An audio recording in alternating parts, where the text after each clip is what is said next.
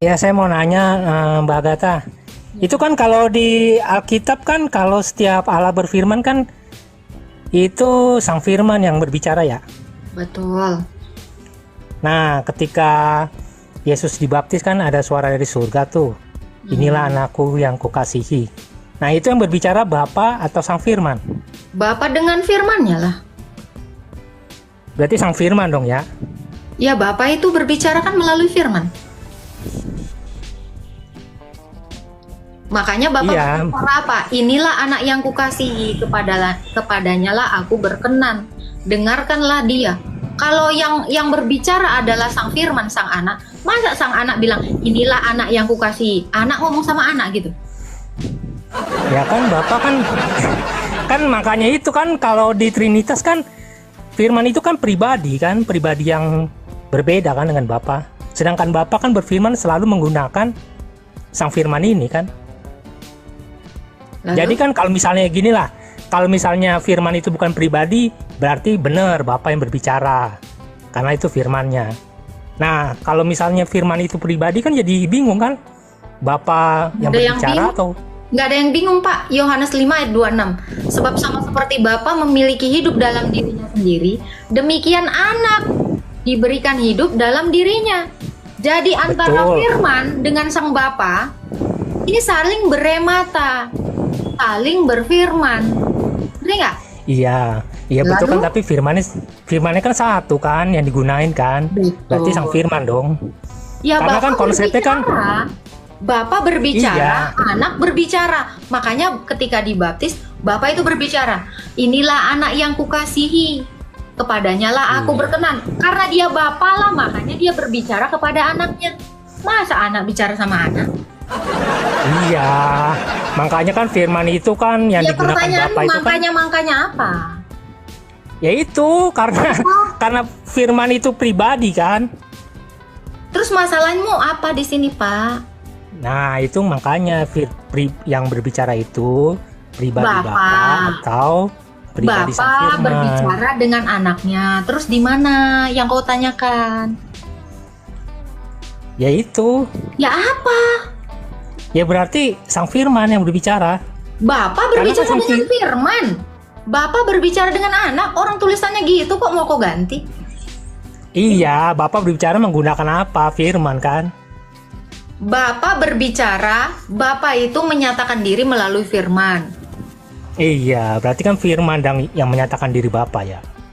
Iya, karena Ya, Bapak iya. itu tidak seorang pun yang melihatnya. Lalu? Iya, berarti kan pribadi Bapak itu sebenarnya tidak diketahui karena kan setiap Bapak menyatakan diri itu pribadi Firman lah yang menyatakan Bapak itu kan. Pribadi Pertanyaan Bapak apa? Firman lah. Iya, pertanyaan Iya, Bapak pribadi apa? Firman. Bapak Ya, maksud berbicara dengan firmannya, dengan anaknya terus. Masalahmu di mana? Ya berarti Firman itu yang berbicara pribadi. dengan anak tunggalnya. Kok ini susah sekali sih? Pribadi Iya. Bapak berbicara Berarti dengan yang berbicara pribadi anak. Firman. Kok yang yang berbicara menyatakan, dengan kan? Nah sekarang gini kan Bapak itu kan memiliki Firman kan yang disebut Yesus kan. Betul dong. Lalu Karena kan di dalam Allah itu kan ada 3 pribadi. kan ada 3 Ya kan? keberadaan. Saya tidak mau Iya, menggunakan 3. Bapak pribadi. Loh, dalam Trinitas 3 pribadi. Enggak. Keberadaan itu Saya nggak mau menggunakan teologi Barat, Pak Wanes. iya, 3 keberadaan itu kan berupa pribadi. 3 hipostasi. Bukan. Iya, tapi itu dalam bentuk Firman itu pribadi, Roh Kudus itu pribadi kan. Gimana dalam Beda bentuk kalau pribadi? misalnya- Coba kau jelaskan. Kenapa dikatakan firman itu bentuk pribadi? Coba kau jelaskan dulu. Kenapa dia disebut pribadi? Nah itu konsep Trinitas begitu. Kenapa firman itu disebut pribadi? Coba. Ya itulah konsep Trinitas, Aku tanya lah. nggak bisa jawab. Itulah. Kamu menggunakan Iya. isu pribadi, tapi kamu nggak bisa menjelaskan pribadi itu apa. Coba kau jelaskan Ya, pribadi itu pribadi. apa? Ya pribadi, maksud saya kan Ya apa kalau pribadi dalam- itu apa, Pak? Iya, Trinitas itu kan. Ke Trinitas itu mengakui. bukan pribadi. Iya, Trinitas itu. Pribadi itu apa? Coba Pak Wanes. Iya, Trinitas itu kan menggambarkan Allah itu memiliki 3 pribadi kan? Pribadi itu apa? Saya tanya. Ya pribadi itu. Ya pribadi itu apa? Kau jelaskan kau aja. Ya persona. Persona. Ya persona itu apa? Persona. Ini kok cuma Jadi ganti gini. bahasanya doang. Ibarat jadi kan kata good dengan baik. jadi gini. Ya good adalah baik, Jadi gini. baik adalah good. Jadi gini, kalau firman itu bukan pribadi. Udah kau aja nggak tahu apa pribadi. Terus kau mau bilang itu pribadi? Saya nggak gunakan diksi pribadi. Ya, maunya pribadi. Saya tanya pribadi, ya pribadi personae. Personae apa? Ya pribadi. Pribadi apa? Personae.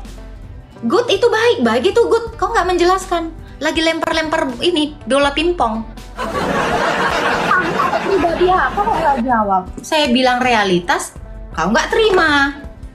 Ya udah, kalau saya menggunakan diksi realita atau hipostasis, saya jelaskan. Saya bisa menjelaskan itu. Kamu nggak bisa. Terus kamu ngapain?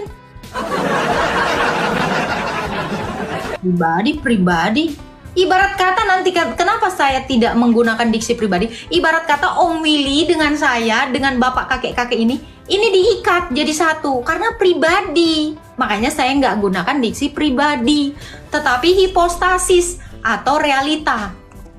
Atau Realita itu keberadaan. artinya keberadaan. Nah, kayak suara saya ini nggak bisa saya bilang pribadi, tapi hipostasis. Berbeda dengan badan saya, berbeda dengan nafas saya. Ini sama-sama keberadaan. 3 yang berbeda, 3 realitas dalam satu ini. Hakikat, Agatha namanya. Hakikatnya manusia. Om Willy aja ngerti kok. Tritunggal itu adalah satu Allah dengan 3 realita berbeda. Realita firman, Bapa, dan Roh. Selesai. Kalau pribadi nanti, apalah itu pribadi? Pingsan kau. Kutanya pribadi, lain lagi nanti jawabmu. Kan pening.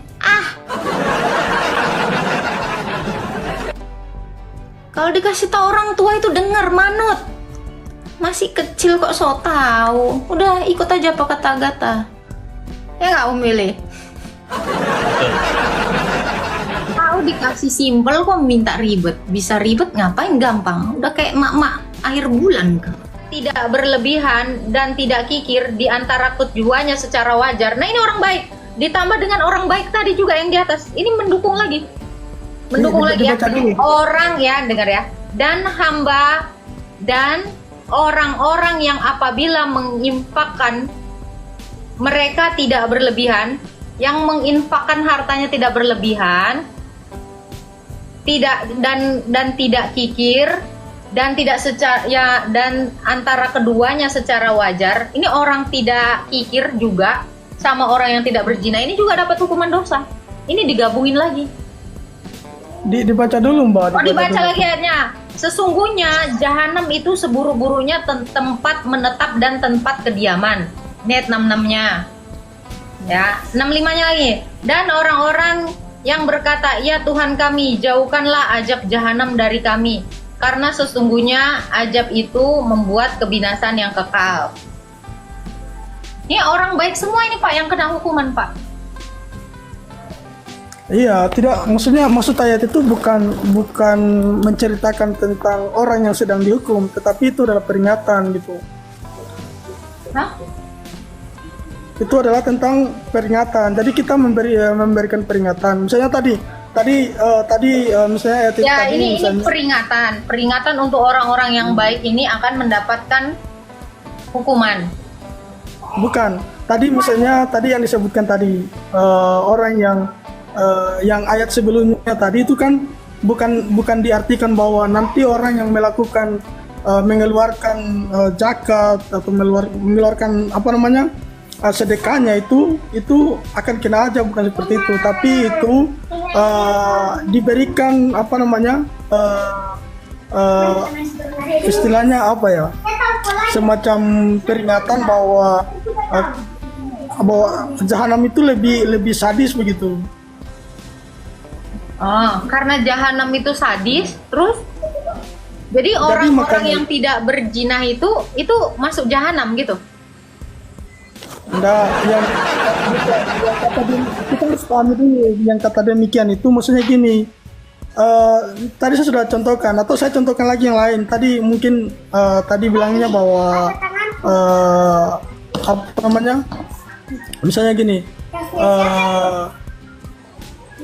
tidak, misalnya gini ya, kayak misalnya apa namanya, peringatan merokok misalnya, merokok dapat ini, misalnya, dapat penyakit apa namanya. Tapi kalau misalnya orang itu melakukannya, berarti dia Dapat akan dosa. dikena, dapat dosa. Terus misalnya lagi kayak contohnya bagi orang yang misalnya dilarang mengkonsumsi alkohol. Ini nanti, nih ya, dengar ya. Kalau kita masuk ke 68 dari 67-nya aja ya.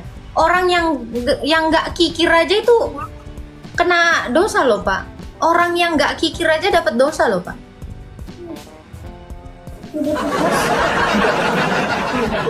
Nah, ini kan 667-nya itu kan termasuk orang-orang baik nih, yang ada di 68, 67 itu nyambung. Jadi kita harus pahami dulu maksud surat itu, ayat itu gitu. Sebelumnya, ayat-ayat sebelumnya juga kita mesti harus pahami. Ayat sebelumnya terus sampai ke ayat-ayat berikutnya gitu. Karena ada saling keterkaitan antara ayat gitu. Tadi misalnya tentang ganjaran bagi orang-orang yang berbuat baik. Misalnya dia menceritakan tentang orang-orang yang berbuat baik, dia kena ganjaran yang setimpal gitu. Entah apa yang kau omongin, aku nggak tahu. Kau dustakan terus Quran kau ini. Stroke lama-lama bapak ini. Udah dijelaskan, naik ke ayat selanjutnya udah dijelaskan. Itu orang tidak kikir pun dapat dosa kok. Ayat berikutnya lagi ditambahkan lagi tuh, lipat gandakan, kan agak-agak gitu loh.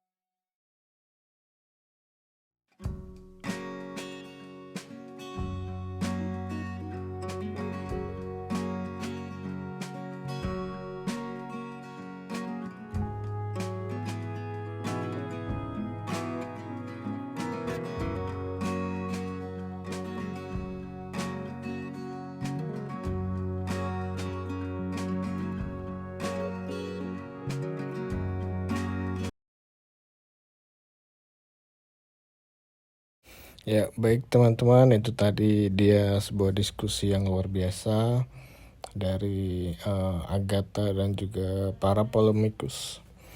Di situ kita bisa melihat bahwa diskusi ini sangat panas ya, karena polemikus atau penanya mereka sangat tidak punya dasar atau kesiapan dalam berdiskusi. Jadi dia bertanya untuk sesuatu yang kurang memiliki dasar yang kuat. Jadi pada diskusi ini kita bisa lihat bahwa mereka hanya ingin memberikan pertanyaan yang menjebak atau seolah-olah ingin memojokkan Agatha. Dan kita bisa lihat bahwa Agatha di situ sangat bagus sekali.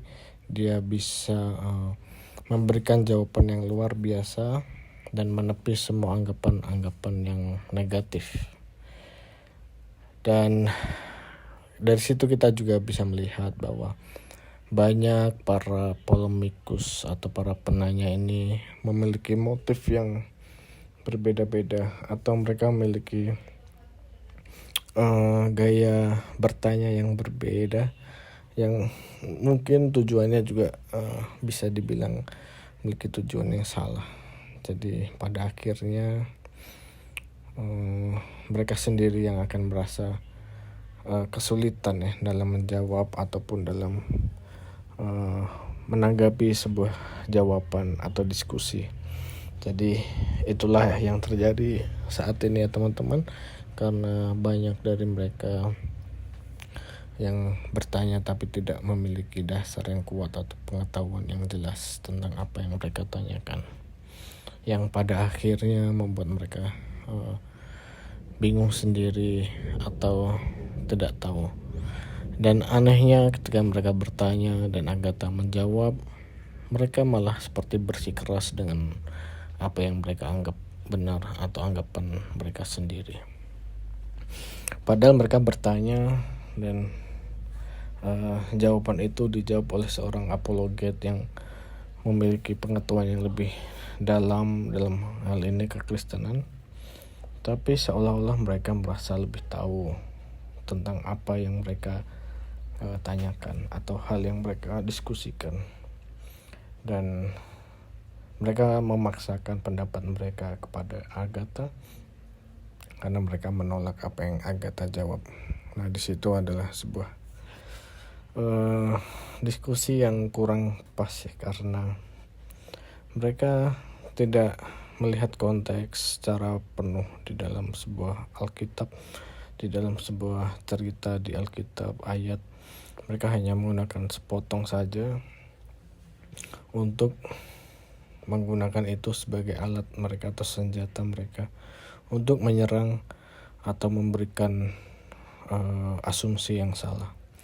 Maka dari itu banyak dari mereka yang memberikan pertanyaan tapi tidak bisa menanggapi kembali atau tidak bisa berjalan dengan baik diskusinya, karena mereka sendiri tidak tahu apa yang harus dilakukan.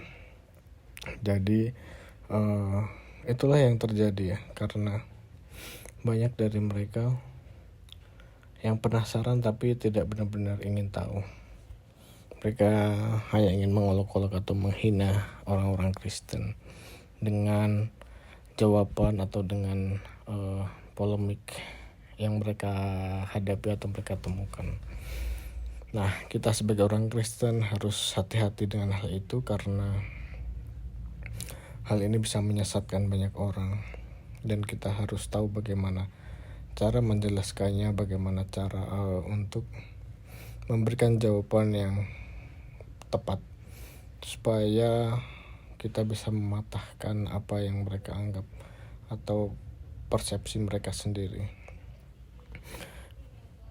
Dari hal ini kita bisa lihat bahwa kebanyakan dari polemikus mereka sebenarnya tidak tahu banyak tentang kekristenan. Mereka sebenarnya malah sebaliknya, mereka tahu sebenarnya apa yang menjadi kebenaran, tapi hati mereka menolak itu, hati mereka menutup hal itu karena mereka tidak mau menerima itu. Karena kalau mereka menerima itu artinya mereka sudah mulai murtad. Nah, di sini kita bisa lihat betapa lemahnya apa yang mereka percayai, apa yang mereka yakini. Karena mereka sendiri tidak tahu apa yang harus mereka yakini. Mereka hanya bisa menyerang agama lain supaya apa yang mereka percayai terlihat benar. Tapi sebenarnya mereka juga tidak punya banyak pengetahuan atau ragu-ragu dengan apa yang mereka percayai, yang pada akhirnya membuat mereka bingung sendiri atau tidak tahu apa yang harus disampaikan. Dan ketika kita menanya balik dengan apa yang mereka percayai, pasti mereka akan marah atau menolak, tidak terima. Padahal mereka juga seenaknya menanya orang Kristen atau menggunakan asumsi-asumsi yang sangat liar, yang pada akhirnya menimbulkan banyak penyimpangan atau banyak penyesatan. Tapi ketika kita bertanya balik ke mereka, mereka justru tidak berani memberikan jawaban yang benar, atau mereka tidak tahu sebenarnya apa yang harus mereka jawab.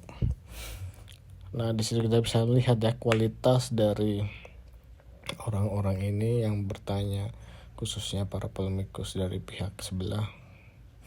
Mereka punya hubungan yang kurang dengan apa yang mereka percayai dengan Tuhan mereka.